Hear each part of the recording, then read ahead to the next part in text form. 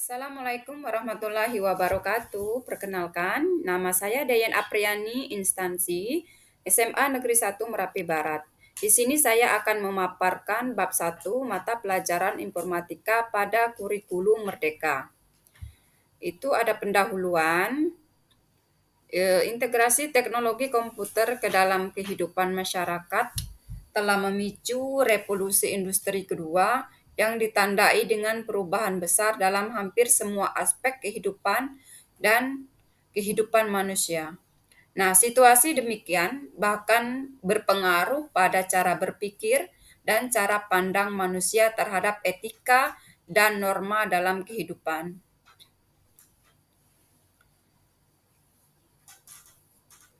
Ada konten modul bagian 1.1 yaitu konsep keilmuan informatika. 1.1 definisi generik informatika.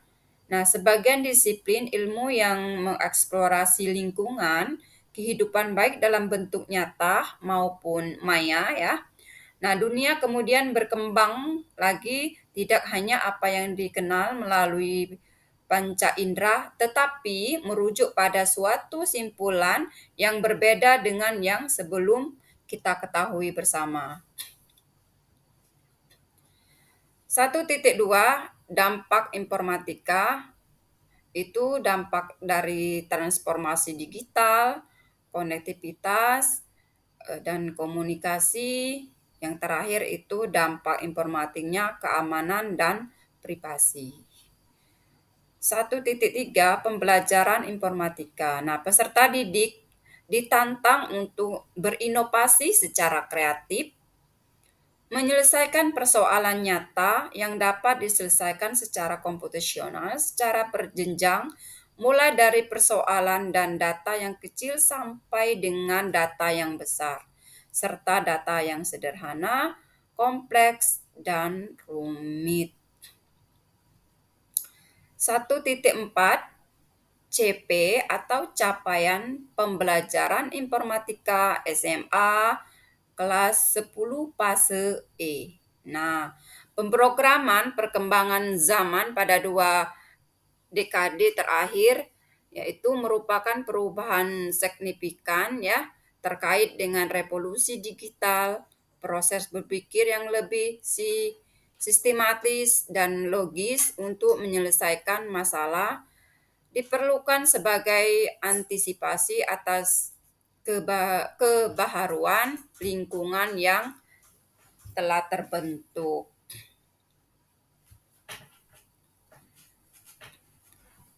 Terus ada definisi generik berpikir komputasional. Nah, melalui pemahaman yang lebih mendalam tentang prinsip kerja komputer, peserta didik dapat mengatasi masalah teknis dengan lebih baik dan menjaga penggunaan teknologi yang lebih cerdas. Pada lingkungan digital yang terhubung, peserta didik perlu belajar cara berkomunikasi secara efektif dan bekerja sama dalam tim untuk menyelesaikan proyek-proyek informatika yang sedemikian rupa sehingga nanti akan menjadi landasan untuk menghadapi tantangan manusia ke depannya, baik dalam pendidikan lanjutan maupun di dunia kerja. Terus ada berpikir komputasional dan kompetensi abad 20 atau abad 2. Berpikir komputasional menjadi kompetensi yang penting dan menarik bagi pendidik di bidang komputer karena terkait dengan proses pemecahan masalah. Pembelajaran abad 21 ini secara sederhana dapat diartikan sebagai pembelajaran yang memberikan kecakapan abad 21 kepada peserta didik berupa kecakapan komunikasi, kecakapan bekerja sama dengan orang lain, kecakapan berpikir kritis, dan bisa memecahkan masalah, serta kecakapan berkreasi dan inovasi.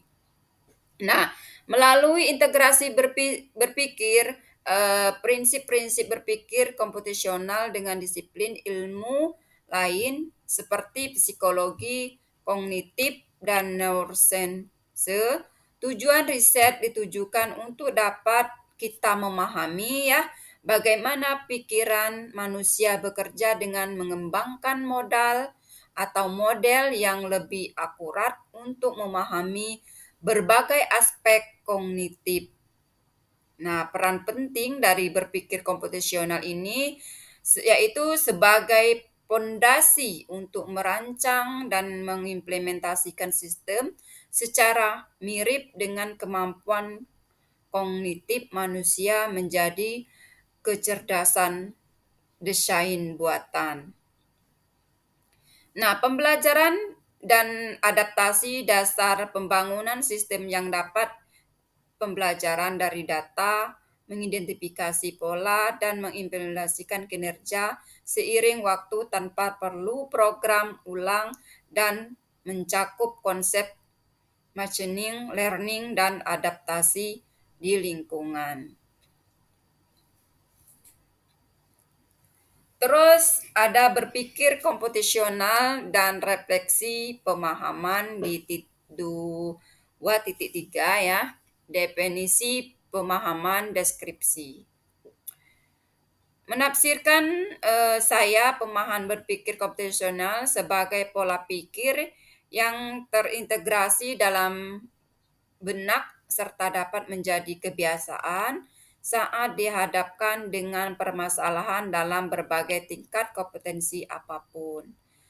Nah, menerapkan saya pemahaman berpikir komputasional sebagai proses identifikasi persoalan nyata dan persoalan mengamati elemen penting pada setiap permasalahan dan sebagai proses pembangun solusi yang efektif, efisien, dan optimal. Nah, melihat dengan perspektif saya akan memahami berpikir komputasional sebagai cara pandang kita yang beragam yang akan menghasilkan solusi yang beragam pula nantinya. 2.5 itu ada prinsip berpikir komputasional.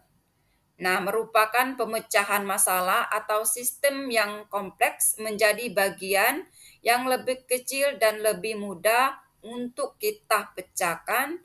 Pengenalan pola, melihat kesamaan pola dari masalah yang ingin dipecahkan dengan pengalaman yang sudah diperoleh. Implementasi dari pengenalan pola adalah sistem pengenalan wajah untuk membuka kunci ponsel pintar atau aplikasi juga sistem untuk mengenal suara. Terus di 2.6 itu ada konsep sistem komputer terintegrasi dalam berpikir komputasional.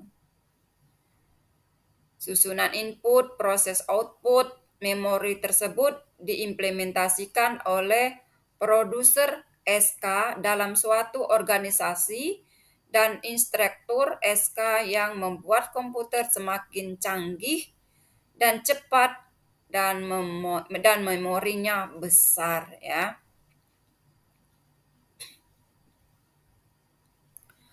Terus 2.7 itu ada desain penerapan di sekolah. Ada jalan proses pembelajaran mulai dari pembukaan inti sampai dengan evolusi berdasarkan ide alat bantu tersebut. Terus bagian 2 itu ada konsep literasi digital. 3.1 literasi digital dan kogenerasi digital. Nah, pembelajaran tentu akan semakin mendekati ya efektivitas jika pendidik mampu mengeksplorasi di samping perlu untuk mendapatkan mereka dalam kerangka iterasi digital agar perilaku kita dapat dan budaya menjadi terarah dan maksimal ya untuk kepentingan masa depan. Nah, literasi digital juga mencakup pengenalan tentang berpikir komputasional, yaitu cara berpikir sistematis dan logis dalam merumuskan masalah dan merancang solusi dengan menggunakan prinsip-prinsip komputasional penting bagi pendidikan untuk memberikan penekanan ya pada literasi digital karena akan membantu proses peserta didik nantinya untuk menjadi pengguna teknologi yang cerdas, kritis, dan bertanggung jawab dalam dunia yang semakin terhubung dengan bergantung pada teknologi digital seperti saat ini. 3.2 itu ada definisi literasi digital. Nah, literasi digital ini yaitu keterampilan dan pemahaman tentang penggunaan evaluasi dan penerapan teknologi digital secara bijaksana dan bertanggung jawab dalam literasi digital. Penting untuk memahami dasar-dasar sistem komputer, arsitektur jaringan, dan bagaimana komputer nantinya berkomunikasi satu sama yang lain, sama lain. 3.3 tantangan literasi digital. Nah, konten negatif juga menjadi salah satu tantangan era literasi digital. Konten negatif yang dimaksud itu adalah ya konten pornografi, konten terkait isu SARA, konten ujaran, kebencian, dan lain sebagainya yang mengandung yang negatif-negatif ya. Terus ada 3.4 itu literasi digital dan keterampilan abad 2.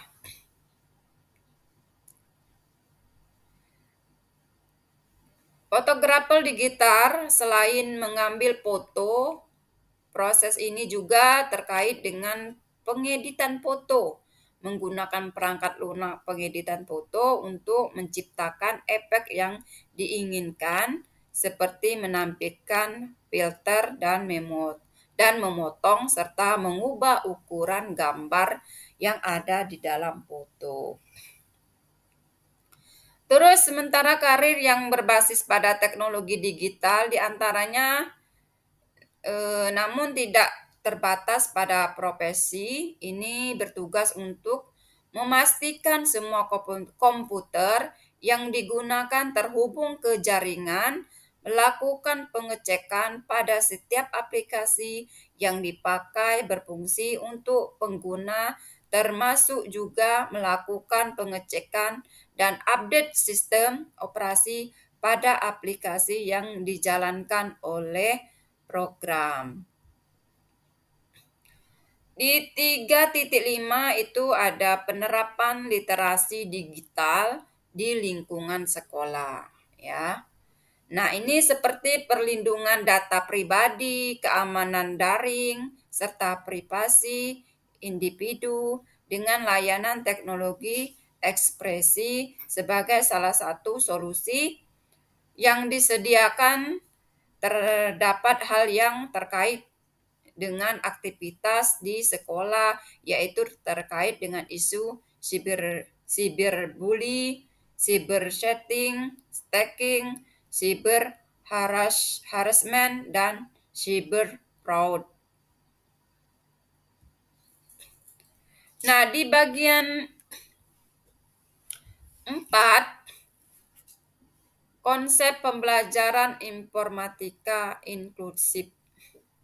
Dalam rancangan capaian pembelajaran informatika, itu proses pembelajaran dilaksanakan secara inklusif bagi semua peserta didik di seluruh Indonesia sesuai usia dan kehidupan sehari-hari. Sehingga pembelajarannya dapat tanpa menggunakan komputer atau dengan pengguna komputer. Proses pembelajarannya berpusat pada peserta didik dengan menerapkan model pembelajaran berbasis unquery, pembelajaran berbasis masalah, atau pembelajaran berbasis proyek yang berlandaskan aspek praktik kerekayasaan informatika. 4.1 Plagiat dan upload untuk pembelajaran informatika.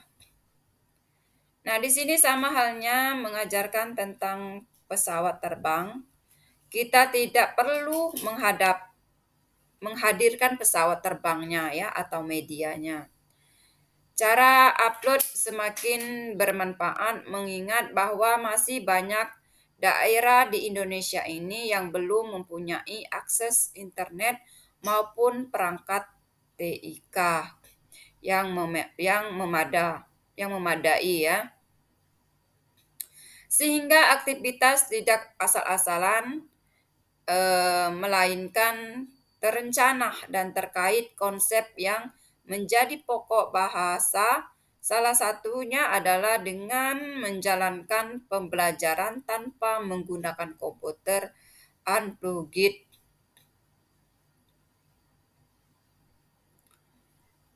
4.2 yaitu penerapan pembelajaran uplugged. Nah, salah satunya adalah dengan melaksanakan pembelajaran tanpa menggunakan komputer. Berarti bisa menggunakan media yang lain. Nah, salah satu elemen penting dalam pembelajaran informatika adalah praktik lintas. Nah, jika memungkinkan, aktivitas secara semacam ini ya sangatlah bisa diintegrasikan dengan pembelajaran bahasa, misalnya dalam penggunaan unsur kebahasaan yang baik dan benar di dalam menyajikan hasil data problem basic learning untuk masalah penghijauan.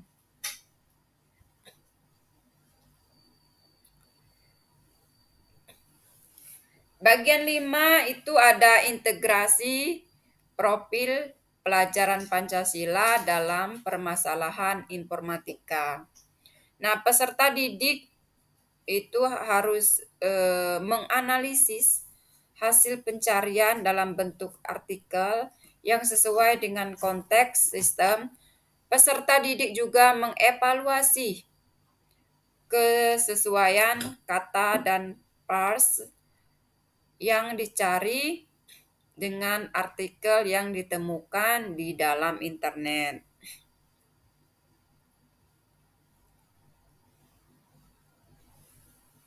Bagian 6, perencanaan pembelajaran informatika. Langkah pertama dalam perencanaan pembelajaran adalah menentukan tujuan pembelajaran. Dalam menentukan tujuan pembelajaran itu juga, informatika pendidik diharapkan merumuskan tujuan pembelajaran yang mengarah. D. Penutup. Nah, modul 1 ini diharapkan kita dapat memperkuat kompetensi pendidik mata pelajaran informatika terutama ya dalam keilmuan informatika, pemahaman materi, berpikir komputasional, dan literasi digital, serta pembelajaran informatika yang inklusif. Informatika sebagai mata pelajaran diberi amanat untuk membekali peserta didik agar dapat memecahkan masalah melalui berpikir kritis, logis, dan sistematis, dan di samping itu juga membekali kemampuan dasar pemrograman dan kecakapan digital baik di lingkungan sekolah maupun kehidupan sehari-hari. Nah, inilah pemaparan sekilas ya materi saya di modul 1. Saya ucapkan terima kasih.